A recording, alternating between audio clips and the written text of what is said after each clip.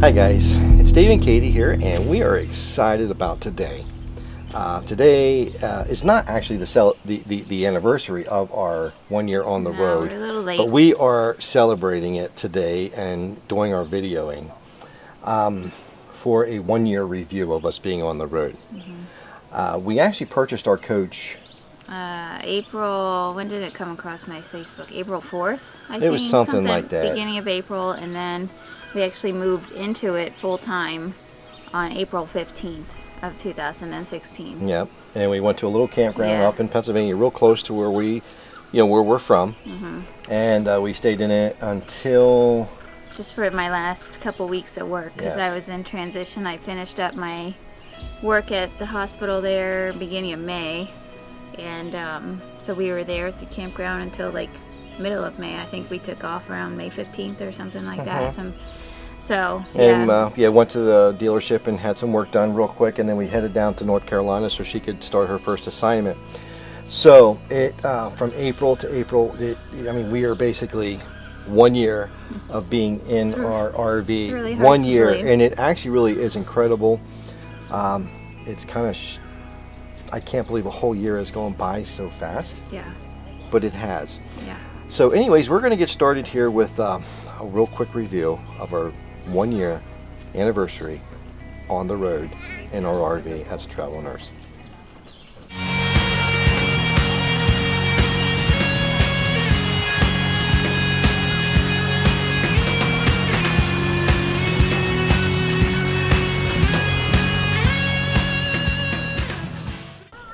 Okay, we are here at Lettuce Lake in, It's this just right? above Tampa. I think it's considered in Tampa. is it? I think so. Hillsborough County, Yeah. just northeast of Tampa, I think. We're at this little state park. Apparently there's a lake somewhere and we can rent canoes or kayaks. We're walking along this boardwalk here, and we keep walking. We're like, we want to find water. And we keep on walking. We're like, there's no water.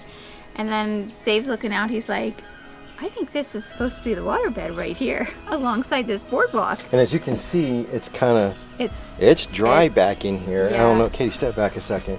You can see it's dry back in here.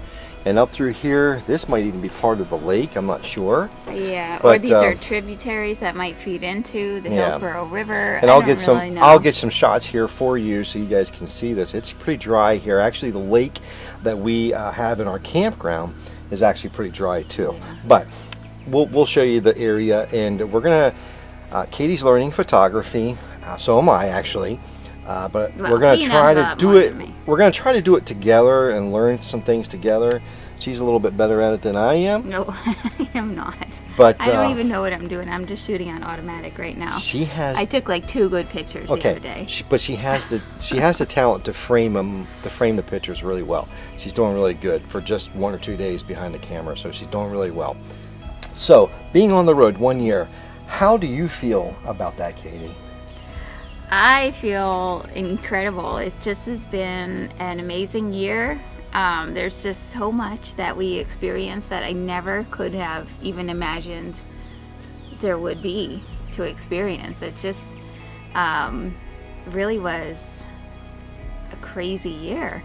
And nursing, I got 1 year of travel nursing under my belt, so I feel so much better about that.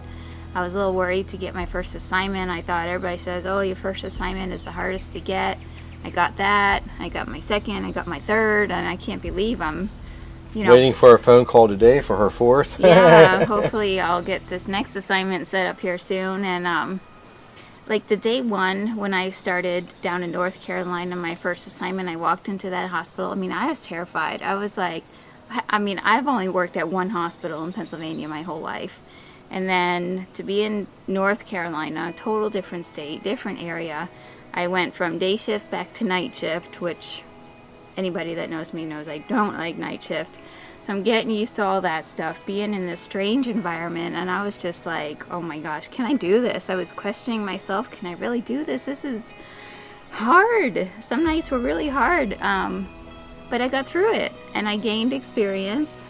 And then we moved from there to Arizona, and I worked at the hospital in Phoenix, and gaining more experience and meeting more people, and just learning that I don't have to know everything as a travel nurse. You know, I went in with this fear of, oh my gosh, I need to know everything because there's going to be nobody there to bounce ideas off of like I was used to in Pennsylvania. And that's so not true. I mean, as nurses, we're a team. We should be a team. We should work together and say, hey, can you help me? What do you think? You know, and I've found everywhere I've been, from North Carolina to Arizona to Florida, there's been a team of people around me, and I've been able to help them too. So it's, you know, it goes both ways. So it's been really, really neat. I'm really excited about travel nursing. Yeah, good for you. Yeah. So how do you feel about it? I feel very, very blessed. You know, when we put our house up for sale and it was under contract, I started to get really nervous. Now, this whole thing was my idea, and I really started to get very nervous. I've always wanted to log home, and we finally achieved that, and we finally got that, but it just seemed like there was just something still missing. You know, and you know, we're Christians and we know the Lord, and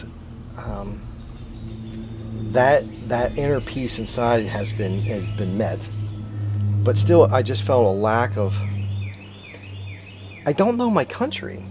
You know, I hear things, I read things, and people from other countries come over and they know more about our nation than I really do. And I wanted to get out and start exploring and start seeing it. And we have. One of my biggest dreams has always been to go out west and ride my motorcycle out west. And if y'all haven't seen our video from Garden of the Gods, I'm going to tell you, that was my highlight right there. That was incredible. I just loved it. And riding motorcycle out west like that. You got to ride on Route 66. He's always wanted to ride on Route 66. You know, and there's many more things that we want to do. And we're having a blast doing it, and I feel so blessed. There are times, from time to time, that I do miss our home, but other than that, you know, it's great. You know, I'm out with my beautiful wife, and we're traveling the nation. There's moments that I sit back and I'm like, oh my God, what are we doing? Yeah. But still, after a year, we're still like scratch our heads, like, what are we doing? Yeah. This is crazy. Yeah. And it's kind of crazy. You know, I'm 52 years old. Katie is 36. It's you all of a sudden feel like, wow, you really have grown up. Yeah. You know what I mean? Because we're doing something incredible. And I've always looked at other people could do that, but never me. Mm-hmm. So here we are doing it, and I feel very blessed and very just grown up, if anybody can understand what I mean by that. Yeah. So it's really cool. It's great. Wouldn't trade it for the world. We have our ups and we have our downs, but yeah. Downs? Yeah. No. No, never. Yeah. So tell me something that if you could change, Katie, from when we first started, knowing what you know now, what would you change back when we first started?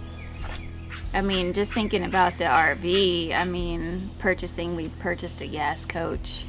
From the get-go, we always wanted a diesel. When we first started looking, we were looking at diesel. Well, we're looking at both gas and diesel. And then we narrowed it down and said we're definitely getting a diesel. And then we purchased a gas coach. So, we did that for financial reasons. But if I had to go back and do that again, I probably would have bought a diesel from the get-go.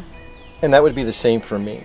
Even though it's hard because we love our coach. Yeah. We really do. When we're inside of it and it's stationary, we absolutely love it. I look around, I'm like, there's nothing I would want to change about the inside. Nothing. Other than maybe some of the color schemes, the black floor. Yeah, that's about cosmetic stuff, but nothing floor plan wise, really. We love it. Yeah, even with the bedroom, even though it's kind of small with when we put the bed down and that, Yeah. it's still okay. There's things It's that we still don't okay. love, but it works. It's fine, and we love the floor plan for the living Yeah. room, the kitchen, the dining room, or the eating area. So we love all of that, but the diesel, we should have. If I could go back, I would purchase a diesel. pretty much basically the same floor plan that we have right now, I would purchase a diesel. And the only reason why is when we are driving, there is a big difference. You know, not that this thing is like horrible, because we didn't even move. I mean, we only drove it, what, 3 or 4 times Yeah, this we only past put, year. what, like 5,000 miles on it Yeah. so far? So, Not a lot. I mean, that it's because we're stationary for, a period of time. But, yeah, definitely would have a diesel. And we're going to work on that. I think what happened is, we wanted the diesel. We were talking about diesel. We were looking at both. We did settle for, we were going to definitely get a diesel. But what happened is, if I could go back again, this is another thing I would do. I probably would buy used. I definitely would not be insistent on buying new like we did. There are a lot of And financially, that's why kinks we to work purchased the gas coach, because a diesel new is roughly about another $100,000, and I just didn't want to go there. And I won't go there. We'll go used. We wanted to make sure we really liked this lifestyle, because we were new RVers. When we first started this, like when we were at the campground in North Carolina, I felt like kind of an imposter, an outsider. I mean, here I am sitting in my motorhome, and that's all I have. That's my house. And I'm thinking, I don't know anything about this lifestyle. And here are these people coming in and out. I mean, and we're like watching them. I'm like, I don't know what we're doing. What are we doing? And here I'm like travel nursing. I haven't even done this before. Like, I felt so like a fish We were out of rookies. water. Like, We it were was definite rookies. And yeah, it's just, I don't know.